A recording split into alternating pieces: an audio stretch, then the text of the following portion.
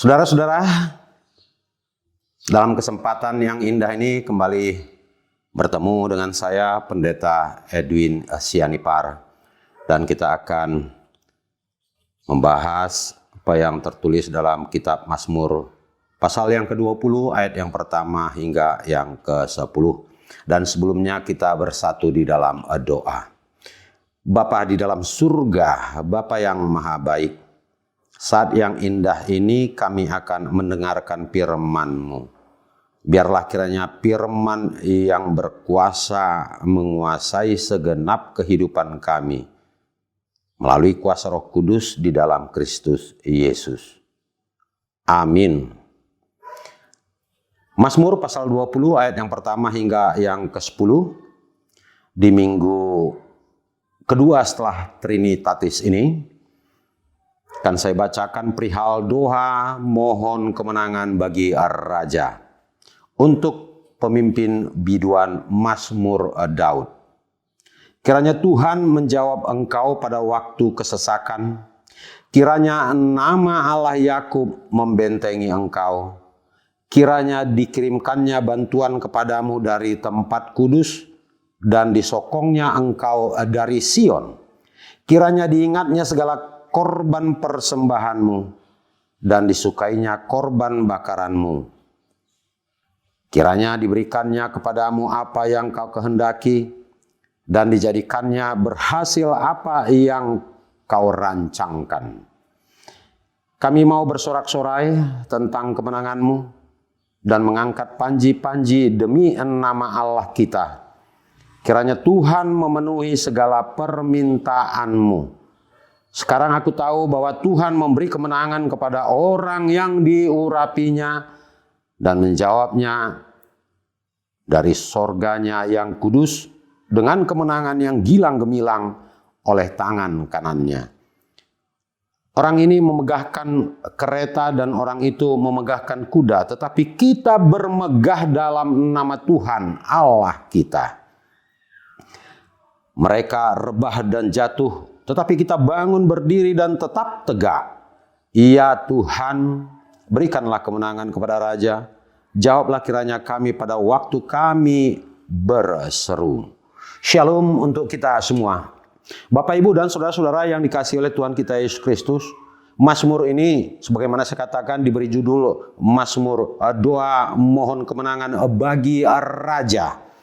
Nah, menarik dari perikop kita, Mazmur 20 ayat yang pertama hingga ayat yang ke-10.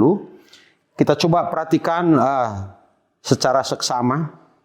Di sana ada tertulis kata kiranya. Ada 6 kali tertulis. Ya, itu 2 kali pada ayat yang kedua. Kiranya Tuhan menjawab engkau. Kiranya nama Allah Yakub membentengi engkau. Pada ayat yang ketiga dikatakan kiranya dikirimkannya bantuan daripadamu. Kiranya dikirimkannya bantuan kepadamu dari tempat kudus. Dan pada ayat yang keempat kiranya diingatkannya segala korban persembahanmu. Ayat kelima, kiranya diberikannya kepadamu apa yang kau kehendaki. Dan pada akhirnya pada ayat yang keenam, kiranya Tuhan memenuhi segala permintaanmu. Nah, apa artinya dari kata ini? Ya, kiranya. Ya, semoga seperti itu. Nah, artinya pemazmur menyampaikan ini mengandalkan kekuatan dari Tuhan. Dia memohonkan sesuatu kepada Tuhan dan apa yang dia mohonkan kiranya itu ya dipenuhi oleh Tuhan. Dan dalam hal ini juga boleh dikatakan bahwa pemazmur dalam kehidupannya mengandalkan Tuhan. Kalaupun ada keberhasilan dalam dirinya, itu bukan karena kekuatannya. Tapi dia sangat menyadari segala sesuatu yang ada padanya. Segala sesuatu yang dia miliki, dia boleh ya, hingga mencapai puncak sebagai raja. Ya, itu hanya karena kemurahan Tuhan. Hanya karena kebaikan Tuhan. Karena Tuhan yang memberikan itu kepadanya.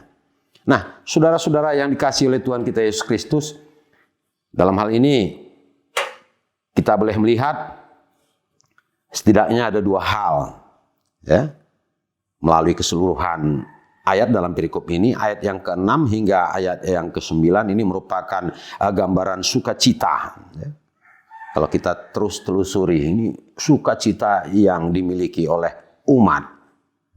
Kami mau bersorak-sorai, dia katakan, tentang kemenanganmu dan mengangkat panji-panji demi nama Allah kita. Ya, bersorak-sorai, ya, karena merindukan sebuah kemenangan.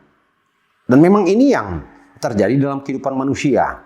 Ya, menang dalam arti ya, dia mendapatkan sesuatu apa yang dia harapkan, memiliki, ya, menemukan sesuatu apa yang dia idam-idamkan, seperti itu. Dan pada ayat yang ke-10 dikatakan, umat mengulangi permohonan terpenting, ya, yakni agar Tuhan Allah memberikan kemenangan kepada raja dan mendengar seruan umat. Ya. Baiklah, kita akan melihat secara detail apa yang tertulis dalam perikop kita. Pada ayat yang kedua, bagian B, kiranya nama Allah Yakub membentengi engkau. Apa artinya nih? Bapak, Ibu, dan saudara-saudara, Daud itu ya mengajak umat untuk tetap ya mengingat nama Allah, sembahan mereka. Siapa yang menjadi sembahan mereka? Yang menjadi sembahan mereka itu adalah Allah Yakub. Nah, kalau kita melihat apa yang tertulis dalam kitab Keluaran pasal 3 ayat yang ke-15. Di sana dikatakan ya Allah Yakub, Allah Ishak, dan Allah Abraham. Ini menjadi penting ya. Memotivasi umat untuk tidak pernah lupa akan kekuatan mereka, akan Tuhan mereka, Allah mereka. Mengingatkan umat kembali agar tetap setia kepada Allah sembahan, Allah Yakub, Allah Ishak, dan Allah Abraham. Nah, di sini mulai dikatakan ya, apa yang menjadi pengalaman daripada pemazmur. Kiranya Tuhan menjawab engkau pada waktu kesesakan. Ini merupakan pengalaman yang nyata dalam kehidupan Daud. Ada banyak pengalaman-pengalaman yang dihadapinya yang begitu menyulitkan, menyukarkan kehidupannya, namun dia dapat melaluinya. Nah, kita sejenak mengingat akan kehidupan Daud, ya, bermula bahwa pekerjaan yang disandang oleh Daud adalah sebagai seorang gembala, menggembalakan domba-domba dari orang tuanya. Nah, sebagai gembala ini penuh dengan tanggung jawab yang begitu luar biasa. Apa yang menjadi tanggung jawab seorang gembala? Dia harus menyelamatkan domba-dombanya. Dia harus memberi makan domba-dombanya. Ya, membawanya setiap pagi pada waktu petang, kemudian digiringnya untuk pulang, memasukkannya ke kandang. Ya, bagaimana kehidupan gembala itu ya melakukan sesuatu yang terbaik bagi domba-dombanya. Bagaimana supaya domba-dombanya itu mengalami ya kehidupan yang nyaman seperti itu. Nah, pergumulan apa lagi yang pernah dialami oleh Daud? Dia juga pernah dikejar-kejar oleh Saul dan Saul bermaksud hendak membunuhnya. Dan ternyata apa yang terjadi dalam dirinya, sebagaimana keyakinan dia, Tuhan menyelamatkan dirinya. Juga pergumulannya sewaktu menghadapi orang-orang Filistin, ya, dia tetap berada pada kekuatan Tuhan, memohon perlindungan Tuhan. Dan dia boleh dikatakan terbebas dari seluruh pengalaman-pengalaman dan banyak lagi pengalaman-pengalaman lain yang dihadapi oleh Daud. Nah, saudara-saudara yang dikasihi oleh Tuhan kita Yesus Kristus, kita beranjak kepada ayat ketiga, apa yang dikatakan di sana, kiranya dikirimkannya bantuan kepadamu dari tempat kudus yang disokongnya. Ya. Ini dia sangat merasakan pernah mengalami kesulitan ketika dikejar-kejar, lalu ya berbenturan dengan suatu situasi. Sepertinya tidak ada lagi yang dapat diharapkan. Ternyata bala bantuan itu datang kepadanya. Ya. Apakah itu menyangkut kebutuhan untuk dia beristirahat, kebutuhan makanan, dan kebutuhan-kebutuhan lainnya. Dan ini diyakini, ini berasal dari Tuhan. Itulah yang dia katakan bahwa ya Tuhan mengirimkannya bantuan kepadanya dari tempat yang kudus. Lalu ayat yang keempat beranjak, apa dikatakan? Kiranya diingatnya segala kurban persembahanmu. Ya, ini suatu yang luar biasa saya lihat dalam kehidupan Daud ini. Ya, dari seorang gembala kemudian naik jabatan, memiliki jabatan yang paling hebat dan luar biasa sebagai raja. Nah, sebagai raja dia tidak berkeinginan hanya untuk dihormati, tapi dia tetap fokus dan mengingat siapa yang membentuk dirinya sehingga dia menjadi raja. Dia yakini itu semua adalah pekerjaan Tuhan. Karena itu pekerjaan Tuhan, dia yakini dia kembali menaruh rasa hormat yang sebesar-besarnya kepada Tuhan.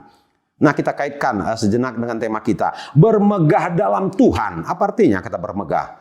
Bermegah ini boleh berarti menjadi kuat, ya, menjadi hebat, termasyur, ya. Tapi dia menjadi kuat, hebat dan termasyur. Ini dia sadari juga bukan karena kehebatannya, bukan karena kemampuannya, bukan karena kepintarannya. Tapi dia tetap merendahkan diri bahwa semuanya itu berasal dari Tuhan, karena Tuhan yang membuat dirinya sehingga dia bisa menyandang predikat sebagai seorang raja. Kembali apa yang diingatkan pada ayat yang keempat, ya, kiranya diingatnya segala korban persembahanmu. Dia mau mengingatkan kepada umat agar umat juga mau mempersembahkan sesuatu, dan ini dilakukan oleh Daud di dalam kehidupannya. Ya, sebagai raja mengajak seluruh umatnya agar umatnya tetap setia kepada Tuhan, dan ini dia lakukan dengan contoh, ya, melalui dirinya yang paling utama dan terutama dia lakukan. Dalam persembahan ini yang dia lakukan, itu terjadi secara jelas ketika Daud berhasil memindahkan bait suci ke Yerusalem, dan di situ juga langsung dia mengingatkan imam-imam dengan memakai peraturan-peraturan yang ada di zaman Musa seperti itu.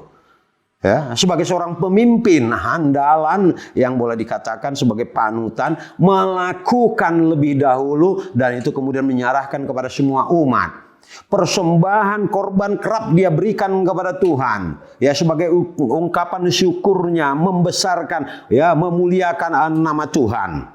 Ini pada ayat yang keempat, dan ayat yang kelima dikatakan kiranya diberikannya kepadamu apa yang kau kehendaki dan dijadikannya berhasil apa yang kau rancangkan. Coba meyakinkan umat, ya, apa yang dia yakinkan. Kalau kau sudah berbuat sesuatu kepada Tuhan, apa yang Tuhan inginkan, ya, dengan harapan, ya, semoga Tuhan memberikan, memenuhi apa yang kau rancangkan di dalam kehidupanmu. Ya, sebuah pengajaran yang begitu luar biasa kepada umatnya, kepada rakyatnya boleh dikatakan. Lewat contoh yang pertama dan utama dia lakukan di dalam kehidupannya. Sehingga dengan semua itu berharap umat dapat bersorak-sorai. Umat dapat bersorak-sorai dengan kemenangan. Dalam pengertian, ya, umat boleh bersorak-sorai karena Tuhan memberikan apa yang menjadi kerinduan daripada umatnya di dalam kehidupan mereka. Bapak, Ibu, dan saudara-saudara yang dikasihi oleh Tuhan kita Yesus Kristus, secara khusus dari keseluruhan perikop ini, saya melihat yang sangat-sangat penting apa yang tertulis pada ayat yang ke-7. Saya bacakan kembali kepada kita. Sekarang aku tahu bahwa Tuhan memberi kemenangan kepada orang yang diurapinya. Apa artinya yang diurapi? Yang diberkatinya. Nah, berkat ini menjadi sangat-sangat penting. Ya. Kita boleh mengingat cerita soal berkat, ya, di dalam kitab Perjanjian Lama, di mana Ishak, ya, memberkati Yakub. Sementara berkat itu sebenarnya harus lebih dahulu diserahkan kepada Esau, saudara daripada Yakub. Tapi begitu pentingnya berkat itu sehingga Yakub mengupayakan berkat dari ayahnya, ya, boleh dikatakan dengan cara-cara yang sedikit licik dan picik seperti itu. Berkat itu menjadi sangat-sangat penting. Tapi berkat apa yang kita harapkan? Nah, kalau kita melihat, ya, mendengar, saya kadangkala sedikit ini juga tergelitik dengan doa-doa yang disampaikan oleh umat, terutama di kalangan orang-orang Batak. Sai sama dosa nami asa unang tarabat pasu-pasu. Nah, pengertiannya dalam doa yang disampaikan oleh orang-orang dalam bahasa Batak itu, ya, Tuhan kiranya mengampuni segala dosa kesalahan kami, supaya berkat-berkat-Mu tidak terhalang bagi kami.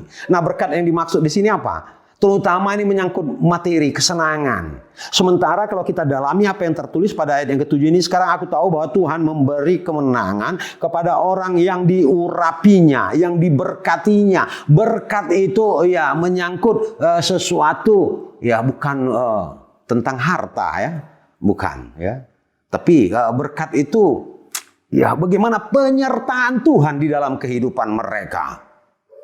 Penyertaan itu menyangkut kemenangan, kebebasan mereka dari berbagai tantangan, persoalan yang mereka hadapi.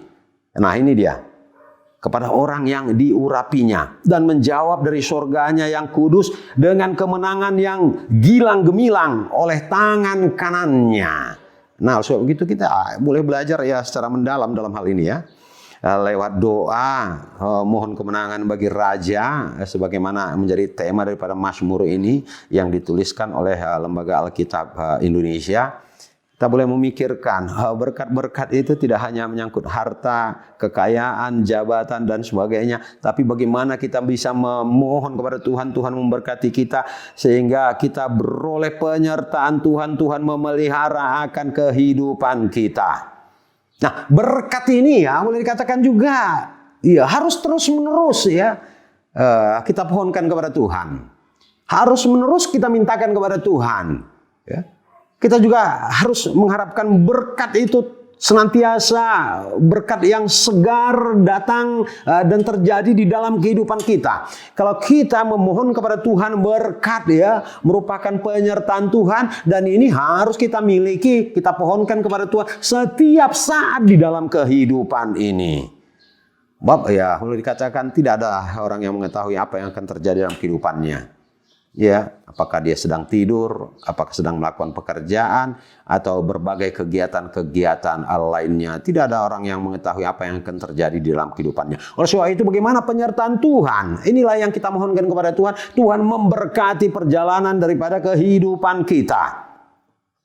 Ayat yang ke-8 dalam bacaan kita dikatakan orang ini memegahkan kereta dan orang itu memegahkan kuda. Tapi kita bermegah dalam nama Tuhan Allah kita. Nah, boleh jadi orang itu ya menjadi besar, menjadi kuat. Berhasil dalam perkuliahan, berhasil dalam pekerjaan, berhasil dalam bisnis dan sebagainya. Lalu ini boleh menjadi semacam kesombongan. Tidak seperti itu. Ya, dikatakan orang ini memegahkan kereta. Orang itu memegahkan kuda, memegahkan jabatan, memegahkan ini dan itu. Tetapi yang diajarkan oleh Daud kepada umat, bagaimana supaya umat itu bermegah dalam nama Tuhan, memasyurkan Tuhan, justru membesarkan Tuhan, mengingat apa yang Tuhan buat, Tuhan lakukan di dalam kehidupan umatnya. Nah, kalau orang yang bermegah ya membesarkan namanya lalu menjadi kesombongan, menjadi keangkuhan. Nah, ini boleh dikatakan ayat yang ke-9 mengatakan mereka rebah dan jatuh. Ya, mereka akan mengalami kesulitan yang teramat berat, itu yang dikatakan. Tetapi kita bangun berdiri dan tetap tegak. Kalau nama Tuhan saja yang kita besarkan. Ya, mengarahkan seluruh perbuatan pekerjaan kita untuk kebesaran dan kemuliaan nama Tuhan, maka kita akan dapat tegak berdiri. Artinya memiliki spirit semangat yang berkobar-kobar. Sebagaimana tadi dikatakan bersorak-sorai. Bapak, Ibu, dan saudara-saudara yang dikasihi oleh Tuhan kita Yesus Kristus. Dan pada akhirnya ayat yang ke-10 dalam bacaan kita mengatakan, ya Tuhan berikanlah kemenangan kepada Raja. Nah, ini juga tak kalah pentingnya ya. Apa yang ingin diajarkan oleh Daud kepada umat lewat mazmurnya, tulisannya, goresannya. Bagaimana supaya dia memiliki topangan dari seluruh rakyat. Wah, ini yang begitu luar biasa. Dia mengharapkan topangan itu begitu penting ya dan menjadi semacam kekuatan di dalam kehidupannya. Dalam hal ini juga dia boleh dikatakan menyadari bahwa dirinya sebagai raja tidak akan dapat melakukan apa-apa tanpa adanya topangan kebersamaan dari seluruh rakyat yang dipimpinnya. Ini mau mengarahkan kepada pribadi seorang pemimpin. Pemimpin yang berhasil ya, adalah pemimpin yang memperhatikan umatnya, rakyatnya.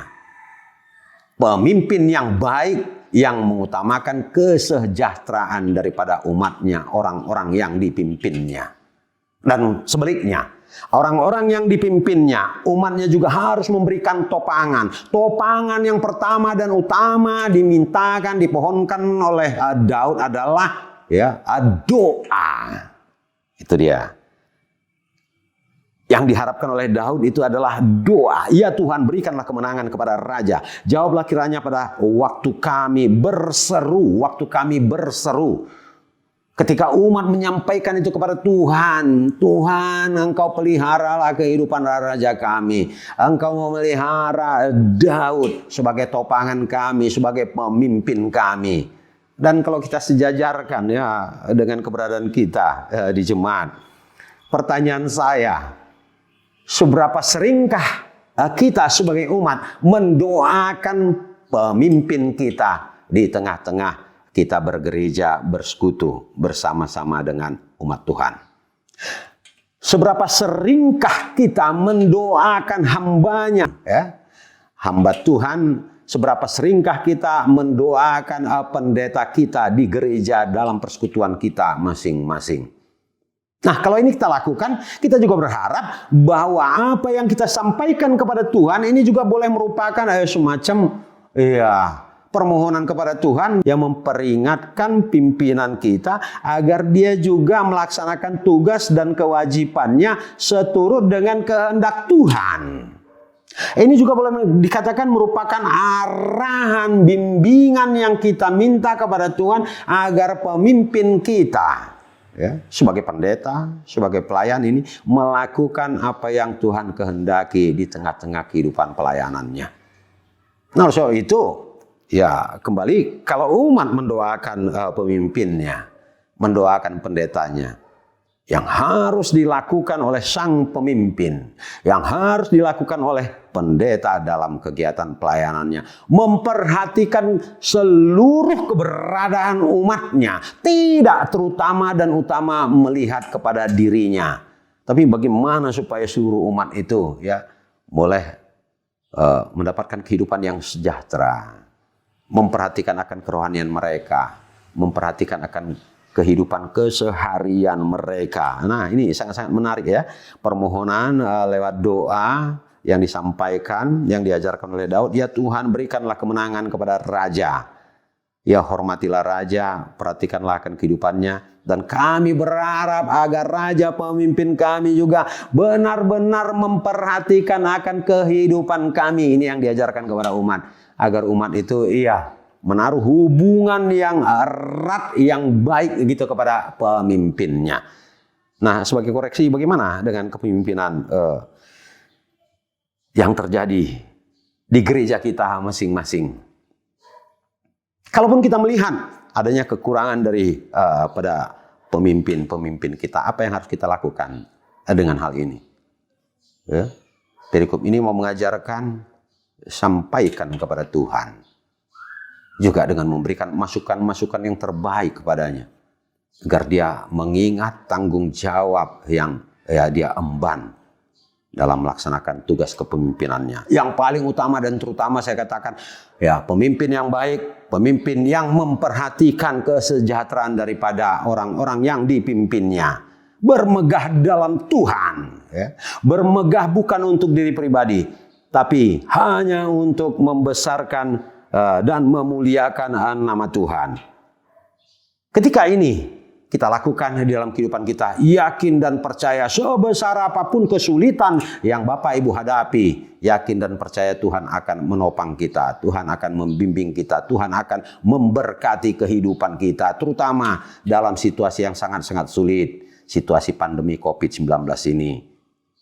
Banyak hal yang menjadi tantangan, banyak hal yang menjadi kesulitan dalam kehidupan kita. Serahkanlah segala sesuatunya kepada Tuhan, maka Tuhan akan melakukan yang terbaik di dalam kehidupan kita masing-masing. Amin. Kita bersatu di dalam doa. Bapa Surgawi, Bapa yang Maha Baik, terima kasih untuk firman-Mu yang boleh kami dengarkan bersama, yang mengingatkan kami agar kami boleh bermegah di dalam Tuhan, membesarkan nama Tuhan, memasyurkan nama Tuhan, dan sekaligus menyadarkan kami bahwa apa yang kami miliki hingga saat sekarang ini, baik dalam jabatan, kekayaan, baik dari harta yang berlimpah-limpah, itu perlu kami sadari semuanya berasal daripada Tuhan.